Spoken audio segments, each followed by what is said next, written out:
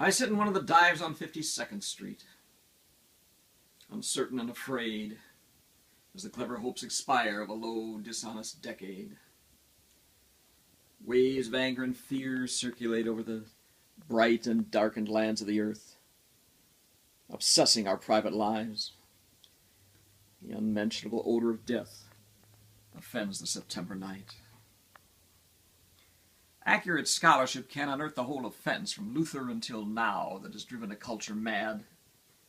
Find what occurred at Linz, what huge imago made a psychopathic god. I and the public know what all school children learn. Those to whom evil is done do evil in return. Exiled Thucydides knew all that a speech can say about democracy and what dictators do. The elderly rubbish they talk to an apathetic grave. Analyzed all in his book. The Enlightenment driven away. Habit-forming pain, mismanagement, and grief. We must suffer it all again. Into this neutral air where blind skyscrapers use their full height to proclaim the strength of collective man, each nation pours its vain competitive excuse. But who can live for long in an euphoric dream? Out of the mirror they stare, imperialism's face and the international wrong. Faces along the bar cling to their average day. The lights must never go out. The music must always play.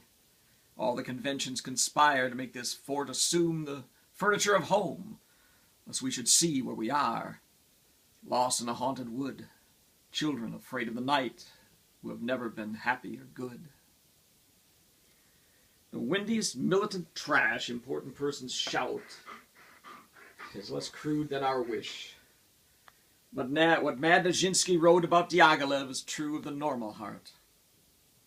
For the air bred in the bone of each woman and each man craves what it cannot have, not universal love, but to be loved alone. From the conservative dark into the ethical life, the dense commuters come repeating their morning vow. I will be true to the wife, I'll concentrate more on my work.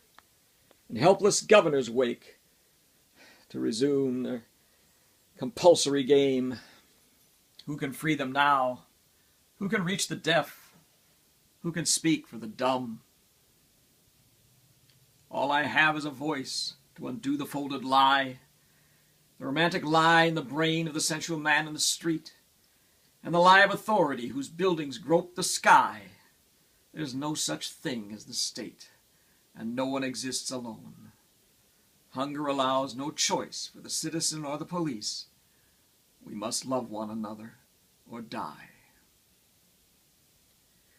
Defenseless under the night, our world in stupor lies. But dotted everywhere, ironic points of light flame out wherever the just exchange their messages.